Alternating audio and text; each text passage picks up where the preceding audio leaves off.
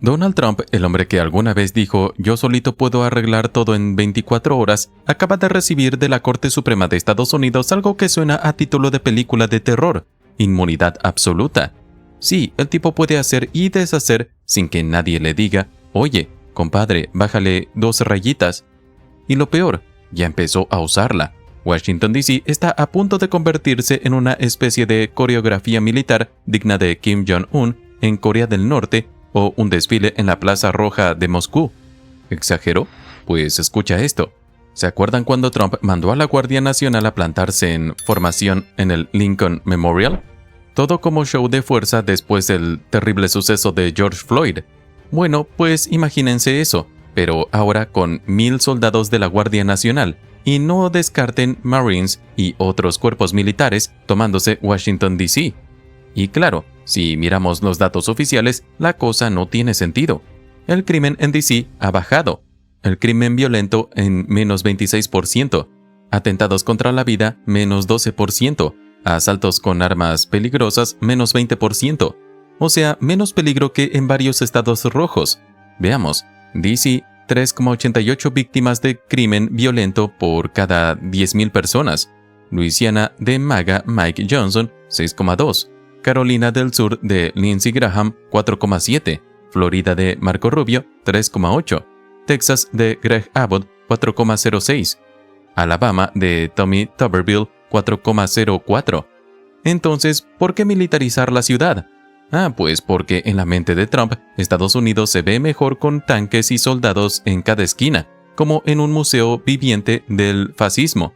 Aquí viene lo más de película mala, el operativo que llaman Trojan Horse. Básicamente camionetas tipo Persky con unos 30 agentes encapuchados adentro, que de repente saltan y atacan migrantes o cualquier persona con piel morena. ¿Le suena? Pues sí, porque es idéntico a lo que hacía el grupo supremacista blanco Patriot Front.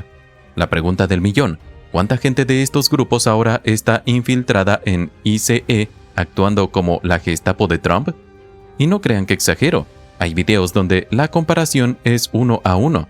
Misma táctica, misma estética de somos anónimos pero peligrosos y claro, destino final de muchas de las víctimas, campos de detención, o como lo llaman ellos, centros de detención migratoria. Sí, parece chiste, pero Trump tiene una fijación rara con el techo de la Casa Blanca. Ya la semana pasada quiso subirse ahí para dar un discurso.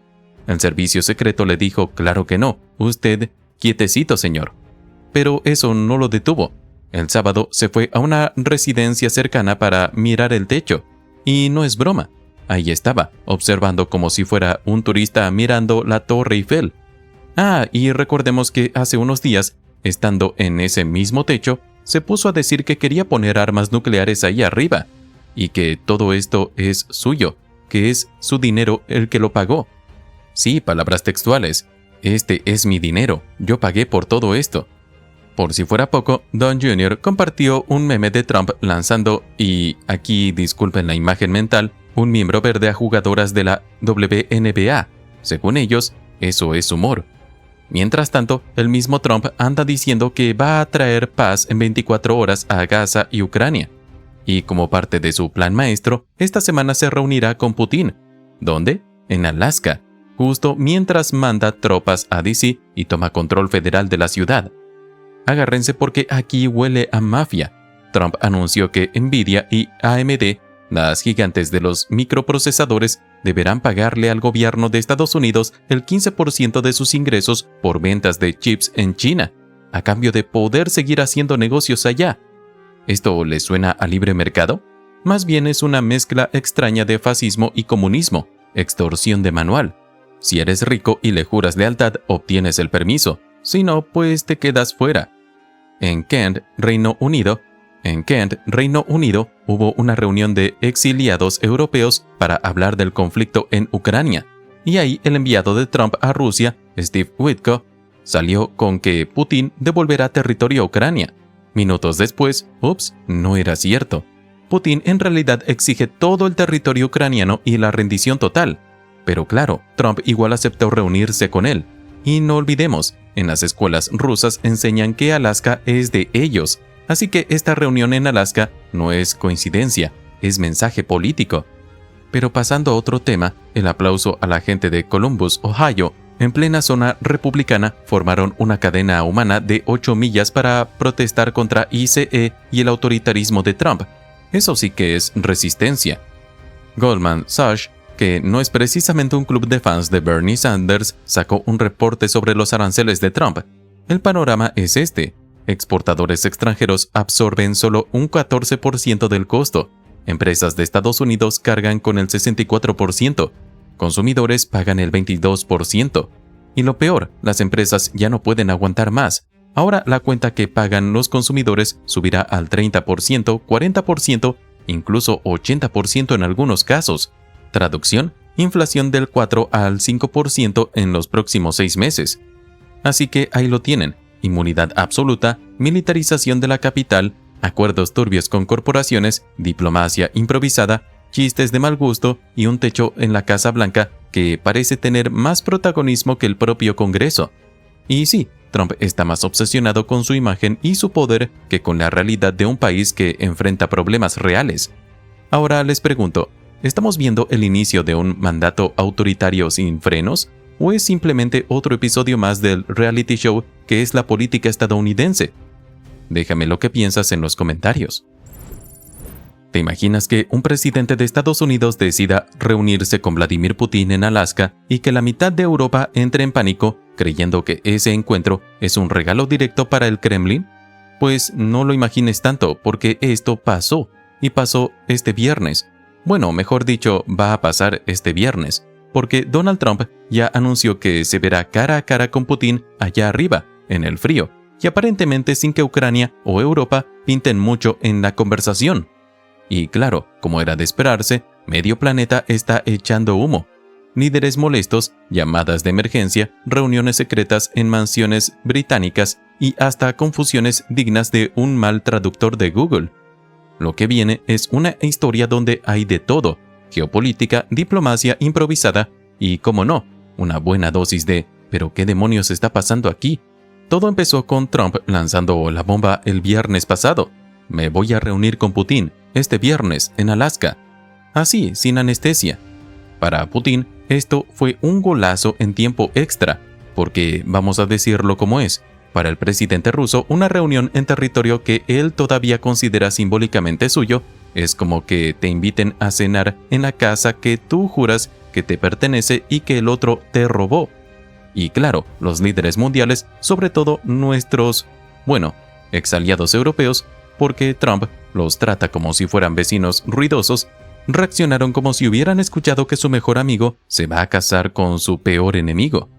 La reacción fue inmediata. Llama a J.D. Vance y mándalo a Chevening, en Kent, Reino Unido, ya. Tráiganse a los ucranianos de alto rango. Vamos a aclarar esto antes de que el desastre sea irreversible.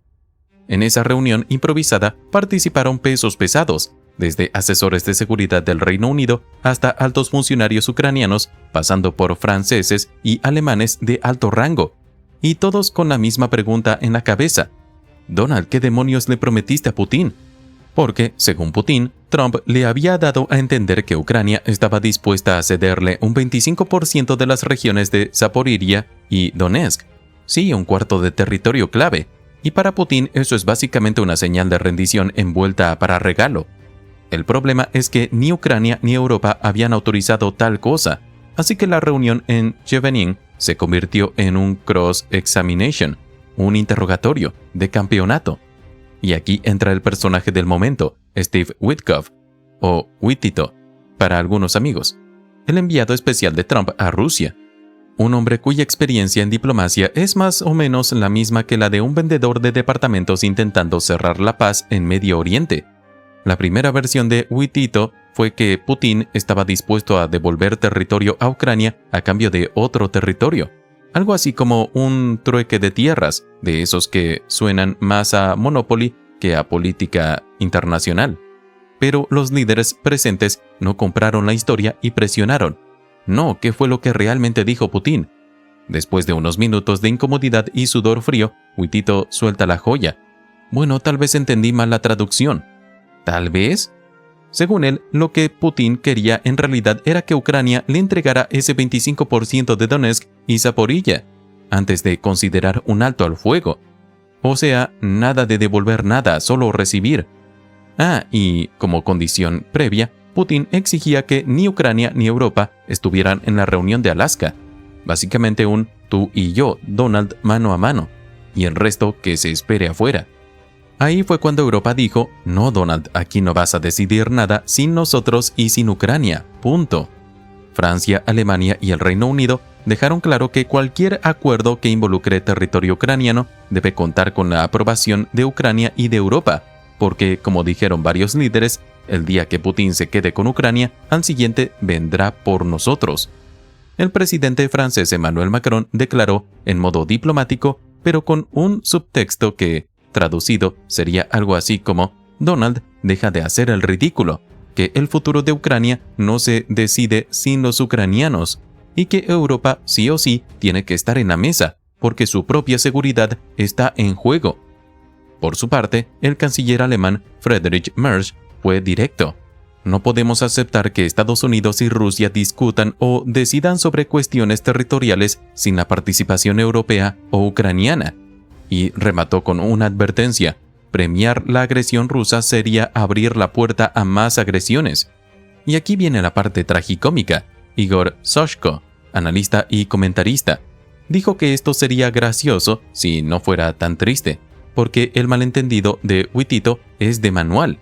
Putin decía, quiero que Ucrania se retire de estas regiones, y Huitito entendió, que Rusia se va a retirar de esas regiones, perfecto. Y todos sabemos que, en geopolítica, un malentendido así no es como pedir un café y que te den té. Aquí las consecuencias se miden en vidas y en conflictos. Encima, otro diplomático de la era Trump, Matthew Whitaker, usó la palabra earned, ganado, para referirse a territorio ocupado por Rusia en el conflicto, como si invadir un país y quedarse con su tierra fuera algo que uno se gana como premio. Pero hay más. Para Putin, Alaska no es solo un lugar frío donde reunirse. Según Sergei Zumlian, que creció en Rusia, existe todo un mito enseñado incluso en las escuelas, que Rusia nunca vendió Alaska a Estados Unidos, sino que la arrendó por 100 años, y que Estados Unidos falsificó el contrato. Así que para Putin, poner un pie en Alaska es como decir, estoy en mi casa, y si encima lo recibe Trump con alfombra roja, la humillación para Estados Unidos sería histórica. Ahora mismo el plan de Trump y Putin para este viernes en Alaska está bajo una presión enorme.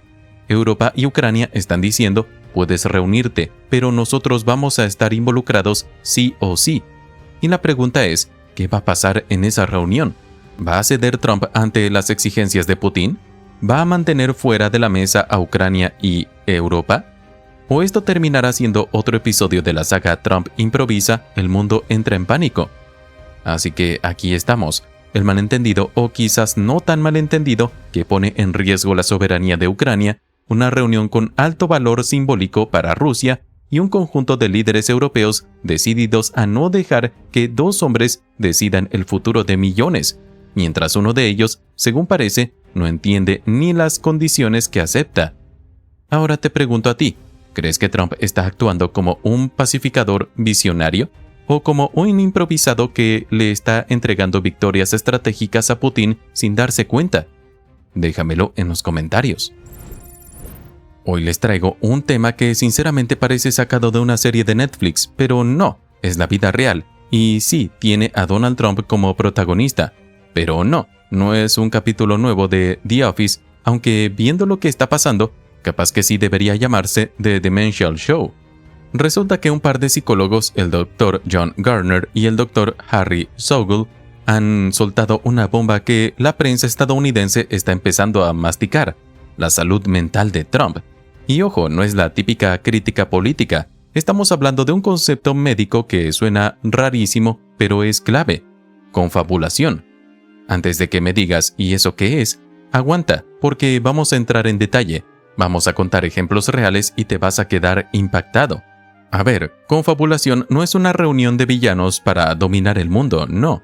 Es un término médico para describir cuando una persona, normalmente con un deterioro cognitivo como la demencia, empieza a contar historias que jamás pasaron, pero las recuerda con tanto detalle que parecen reales.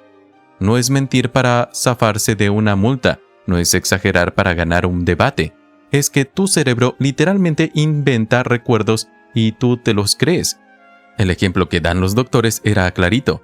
Si en tu familia un día escuchas a tu papá y a tu mamá contar algo súper vivido, pero tú sabes que jamás pasó, ahí suena la alarma. Ese es el momento en el que ya no puedes seguir justificando, solo se les fue la onda nada más. Y ahora, dicen estos psicólogos, ese momento con Trump llegó el 15 de julio. Atención a esta joya. El 15 de julio, Trump suelta en público una historia larguísima sobre su tío, John Trump, que fue profesor en el MIT. Hasta ahí todo bien, eso es cierto. Pero según Trump, su tío tenía 3 títulos en nuclear, química y matemáticas.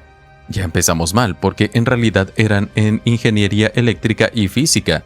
Y sigue, que su tío le contó cómo le había enseñado a Ted Kaczynski, alias el Unabomber, y que este tipo era muy inteligente. Pero hay al menos 3 problemas aquí.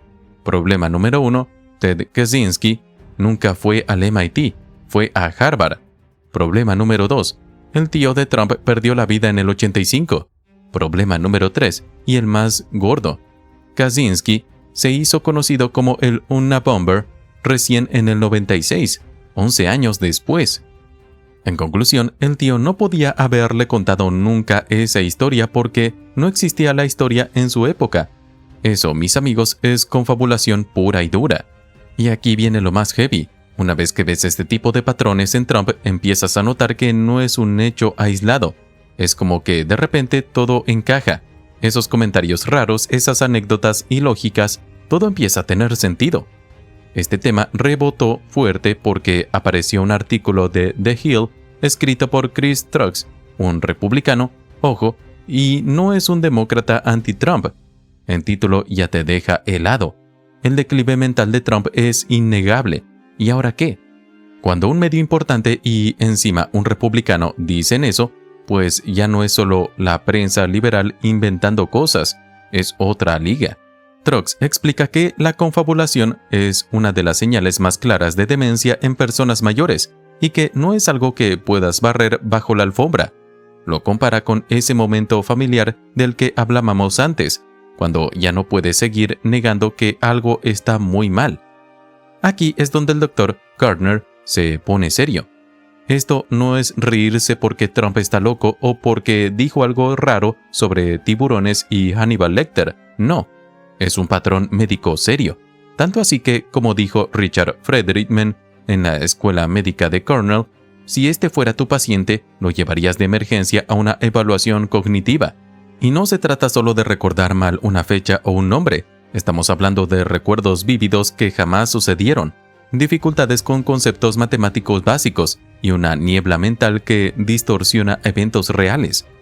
Aquí los psicólogos hacen una reflexión bien irónica. Ellos llevan más de 2 años advirtiendo sobre este deterioro, pero en la cultura mediática parece que la gente se desensibilizó, como la famosa metáfora de la rana en el agua hirviendo. En el cuento del rey desnudo, un niño grita, está desnudo, y todos reaccionan. Aquí, dicen ellos, llevan gritando lo mismo, pero la gente actúa como si no lo escuchara. Aquí entra el invitado especial, el profesor Stanley Fishkin, de Stanford, para hablar de algo que parece otro tema, pero que en realidad está conectado: la democracia deliberativa. Suena académico, pero en realidad es simple. Es el proceso de escuchar distintos puntos de vista, sopesarlos y luego decidir. Algo que, seamos honestos, en la política actual brilla por su ausencia. Fishkin explica que en la democracia actual, gracias a las redes sociales, estamos metidos en burbujas donde solo escuchamos a los que piensan como nosotros. Resultado, la gente nunca confronta la otra parte del argumento y se vuelve más extrema. El profesor lleva años haciendo experimentos de encuestas deliberativas en todo el mundo y ha encontrado algo que debería darnos esperanza. Cuando la gente en un ambiente civilizado escucha datos y debates reales, sí cambia de opinión incluso en temas súper polémicos. El problema es que si solo les tiran la información, sin diálogo, se cierran y no procesan nada. Por eso, el sistema actual, donde solo recibes información filtrada por tu burbuja, no funciona para autocorregir las mentiras. Aquí no importa si eres republicano o demócrata, si crees que alguien que confabula, que recuerda con lujo de detalles cosas imposibles, que no maneja conceptos básicos y que vive en una burbuja de aplausos debería tomar decisiones que afectan al mundo entero, entonces este es un tema que merece toda tu atención. Así que te dejo con esta pregunta, para que la respondas aquí abajo en los comentarios. ¿Crees que el deterioro cognitivo de un líder político debería ser un tema central en una campaña electoral o la política es tan tribal que ya nada de esto importa? Y recuerda, suscríbete, dale like, comparte este video con tus amigos, tu familia y hasta con ese tío que siempre defiende a Trump en las cenas. Porque si no hablamos de esto, mañana ya estaremos normalizando otra cosa peor. Nos vemos en el próximo video.